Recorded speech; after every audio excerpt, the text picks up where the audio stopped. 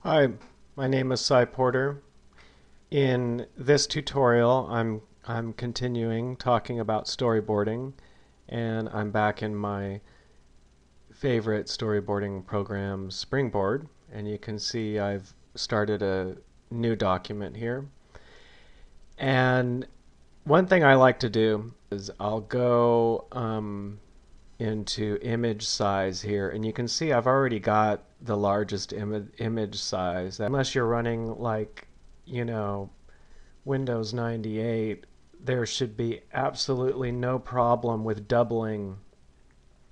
Now I go to there are different sizes. There's like high def TV, um, talking about ratio, like the shape of the screen for high def is 16 by 9.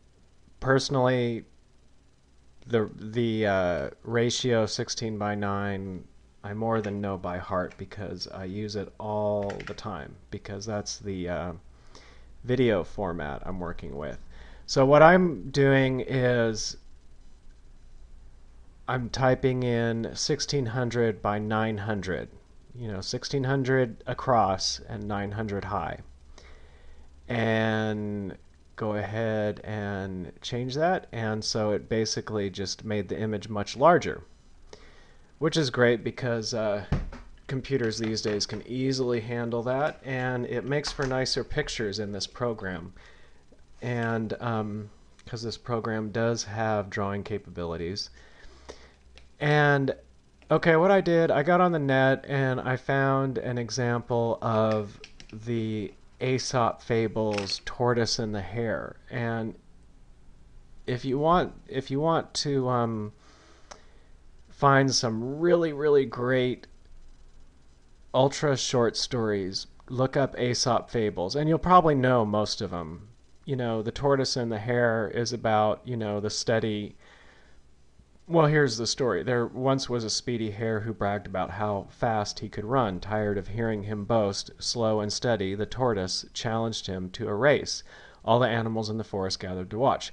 Hare ran down the road for a while and then paused to rest. He looked back and slow and steady at slow and steady and cried out, "How do you expect to win this race when you are walking along at your slow pace?"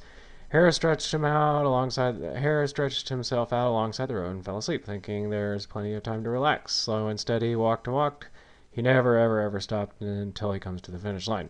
The animals who were watching cheered so loudly for Tortoise, they woke up Hare. Hare stretched and yawned and began to run again, but it was too late. Tortoise had won the race. And after that, Hare always reminded himself, don't brag about your lightning pace, for slow and steady won the race. Okay, that is the version I found on the net. Now, the reason I'm bringing this up is I want to talk about the approach strategy for working on storyboarding. So you can see I started to rewrite this in terms of scenes. So here's the same story, and I'm breaking it down into scenes.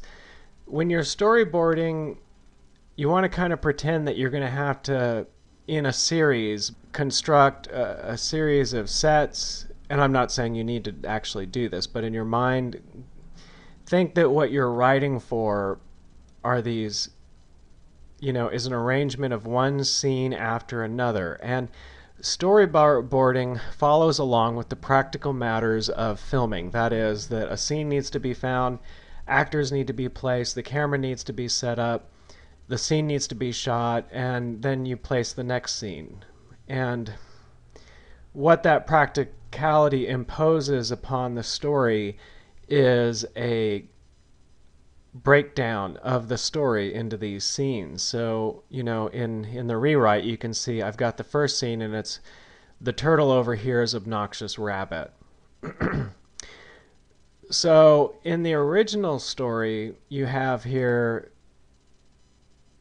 there are things that you aren't going to put in the story. You're not going to say there once was a speedy hare who bragged about how fast he could run, because that is not interpreted into a scene at all.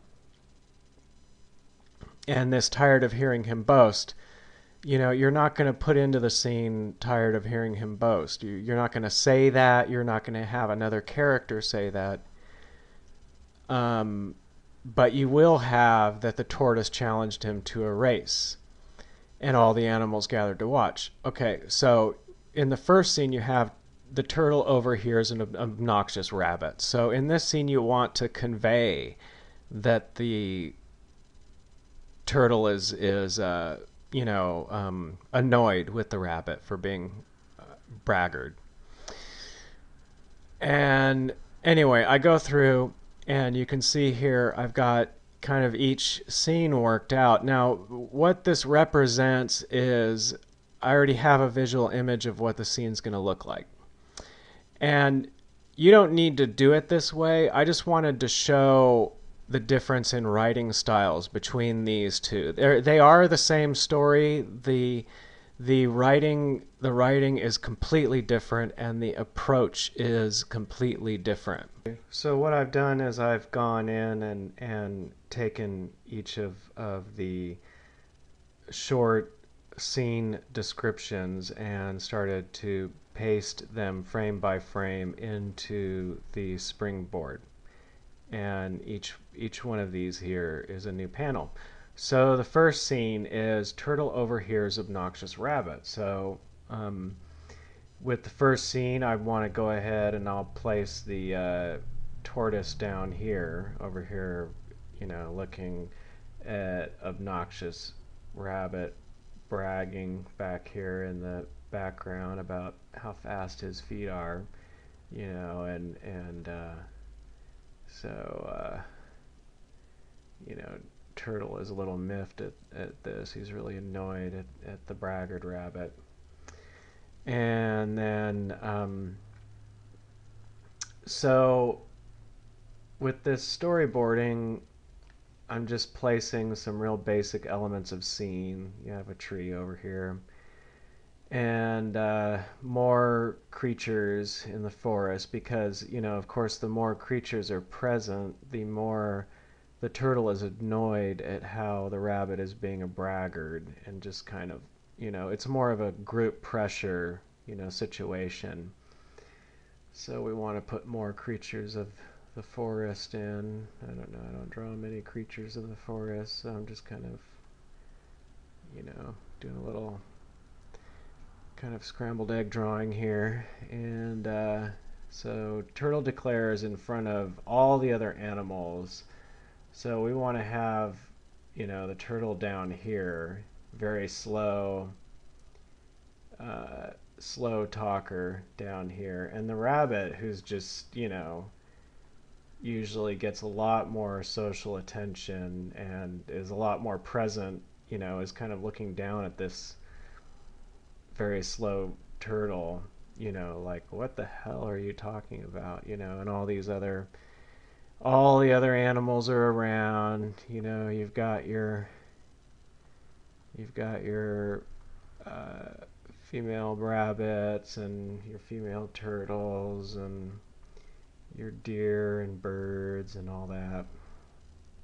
Little birdie over here. There we go. Okay, so they're all standing around. This turtle walks up and is like, at this time, if you think of any dialogue, and one thing I want to convey here is this is real rough draft, so instead of writing turtle, I might just say T, because I can go back and refine this. But if I have any ideas as I'm doing one run through, I'll say, something like, why don't you chill out? I don't know,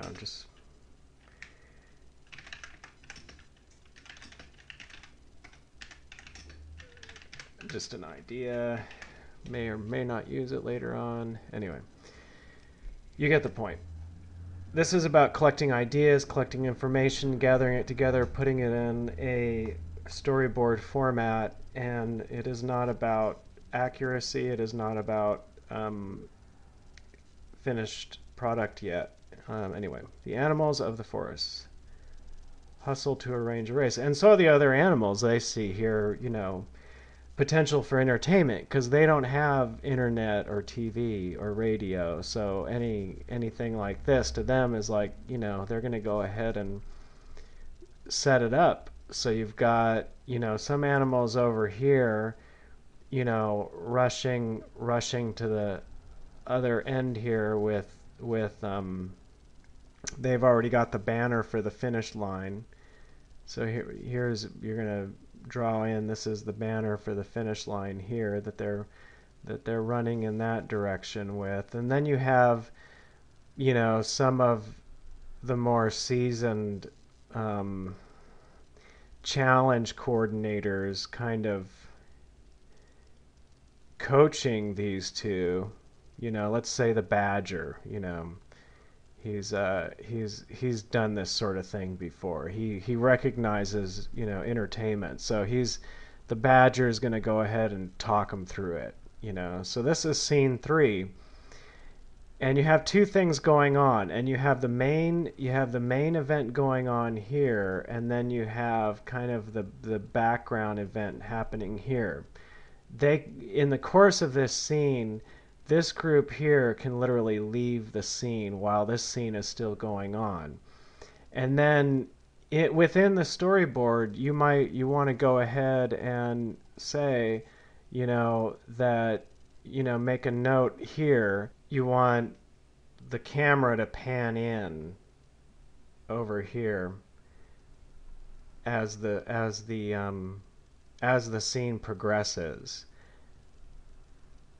You have this event over here, leaves scene, and so you can write notes right on your storyboard. Through writing a story in this way, you take on the kind of producer's role. The big actions in producing the film or graphic novel are where the scene starts, where it goes. Okay. And also, if you're doing storyboarding for a graphic novel, it would be handled a little bit differently. This right here, it isn't going to move. It isn't going to pan in. So what you want to do is maybe frame 3, you can go ahead and like copy frame and then paste frame. So you can go ahead, you've got 3 and then frame 3, you can go ahead and let's see, where is it at? You can go ahead and, for your graphic novel, you can show what scene 4 will be is essentially scene 3, only panned in closer. And then, so just continue on in that fashion. I hope that's helpful. It is a lot of fun to construct a story through Storyboard. And in our multimedia age, it's a really effective way of preparing a story to be presented to an audience in film or graphic novel version. And I hope you enjoy my tutorials. I make them to get the word out about an illustrated film I'm working on at solomation.com. Please take a couple of minutes to go check it out. And also I do a comedy short animation called Fiddler Fred at fiddlerfred.com. So I hope your storytelling and illustrating goes really well, and have a good day.